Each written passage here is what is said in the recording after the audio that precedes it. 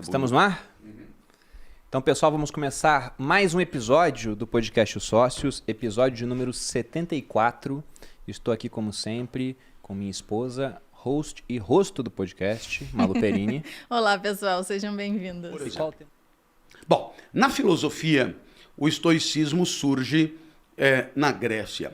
E ele surge com esse nome porque as escolas filosóficas tinham o nome em função um pouco do lugar aonde elas aconteciam, onde as pessoas se reuniam. Sim. Então, por exemplo, a Academia de Platão era por conta do Jardim de Academos, né? O Liceu de Aristóteles também era relacionado ao lugar que ele se encontrava, e o Jardim de Epicuro também era indicativo do lugar das reuniões. Seria mais ou menos assim, sinceramente, alguma coisa do tipo filósofos da Praça da Sé, né? Filósofos de Santa Cecília, sim. filósofos do Butantã e tal. E Stoa era o pórtico, a porta de entrada de Atenas, aonde esse pessoal se reunia. E por isso receberam o nome de estoicos. Também era indicativo de um lugar. Então, veja, não é que a palavra estoico já indicasse o que significa hoje. Sim. Não, ela significava a proximidade da porta de entrada. Bom, fazendo uma análise semiótica do poder, nós poderíamos dizer que quem fica perto da porta num espaço mais ou menos redondo está longe do centro. Sim. O que me faz pensar em que eles ocupavam uma posição, pelo menos topograficamente, periférica. E isto é verdadeiro. Quer dizer, esses estoicos gregos, eles tiveram pouca importância, sobretudo se comparados aos seus contemporâneos, né? No final das contas, estavam brigando com gente do calibre de Platão e Aristóteles. Então, bom. Agora, o que tem de especial no estoicismo é que o seu filé mignon não é grego, mas é romano. E isso é muito curioso, por quê? Porque os romanos não são propriamente conhecidos pela filosofia, né? Eles são conhecidos pelo direito. Você fala em filosofia grega e em direito romano. Filosofia romana é mais ou menos, sei lá, um ginasta olímpico paraguaio. Não é particularmente conhecido. Ou, como me disseram uma vez, pensador brasileiro. Eu estava num evento na Suécia e falaram, e no Brasil? Eu falei, não, no Brasil há um grupo de pensadores que tem grande êxito nas redes sociais. Falei do Cortella, do Karnal, do Pondé, da Monja, do Apai, e aí alguém lá falou, eu entendi, o meu pequeno alemão permitiu entender que ele falou, ou é pensamento ou é brasileiro. Pensamento brasileiro é uma aproximação esdrúxula. Bom, Que sacanagem. Seria um paradoxo. Uma coisa... Que não existe. Mais ou menos como ginástica olímpica paraguaia, alguma coisa assim. Ó. Não é que não exista, mas não é particularmente conhecido, digamos assim. Bom, vamos dar uma arredondada, porque hoje em dia não se pode falar mais nada. Mas... Você não pode falar nunca nada, mas ouvir, você ouve de tudo, né? Aí, tá tudo certo. O que eu teria condições de dizer é que filosofia romana, você, claro, tem lá Cícero, aí tem os estoicos de carteirinha, Sêneca, Epicteto, Marco Aurélio, ok, mas é surpreendente que a acme, quer dizer, o ponto alto da filosofia estoica seja propriamente produzida pelos romanos. Como também nunca ouvimos falar de jurista grego, por exemplo. Né? Talvez seja ignorância minha, mas não é alguma coisa particularmente conhecida. Bom, um ponto suplementar. Apesar de ser uma escola de pensamento que tem os romanos como destaque maior, o estoicismo se inscreve num jeito grego de pensar, né? E nós poderíamos chamar esse jeito grego de pensar, de um modo mais pomposo, como um paradigma, digamos assim, né? Um modelo de pensamento. E esse modelo de pensamento precisa ser apresentado aqui para que evitemos confusão. A referência é a natureza.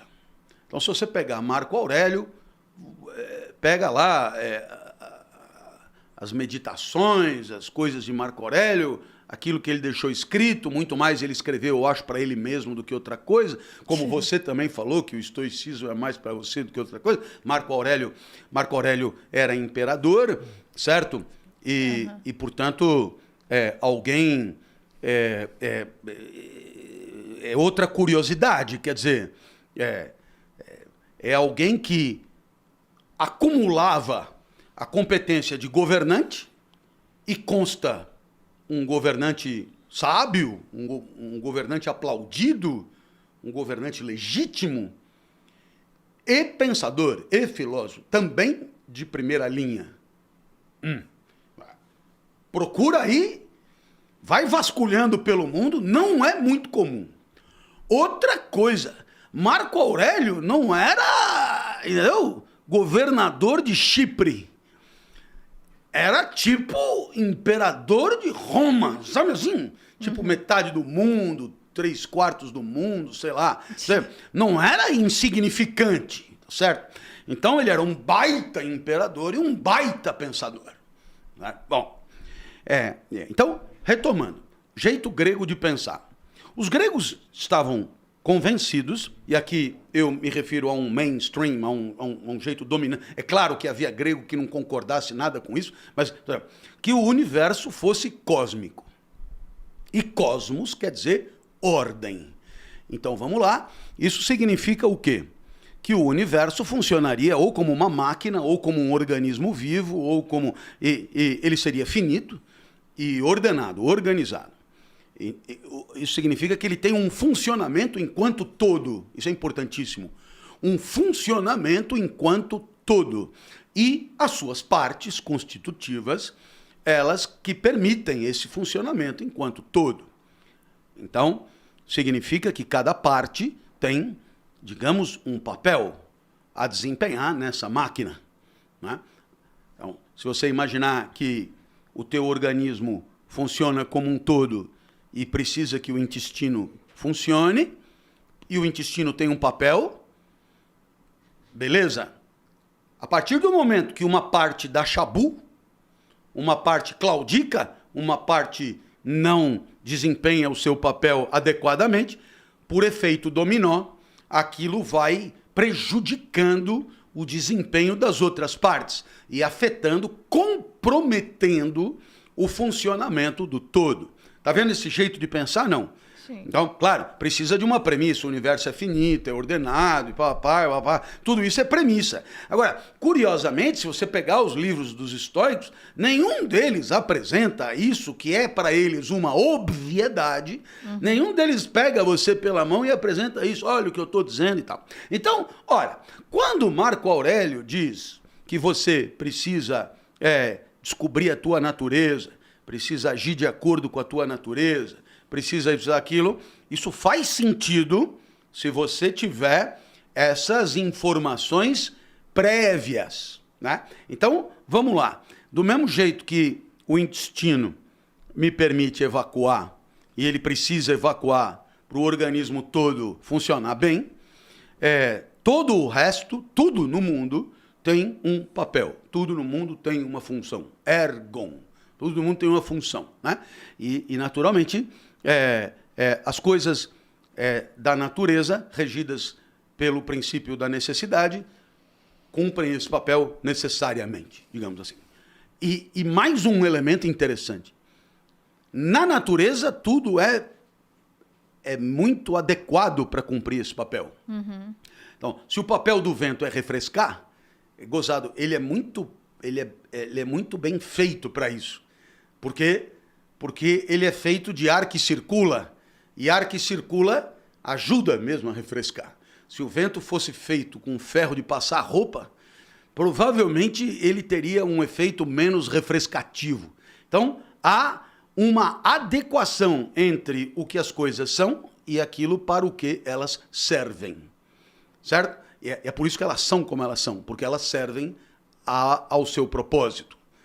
Então, de uma certa maneira, nós também precisamos descobrir qual é a nossa praia, precisamos saber, de certo modo, quem somos para entender qual é o nosso papel no universo. Então, isso é imprescindível. E desempenhar os papéis corretamente. Corretamente. Não é corretamente, é pouco.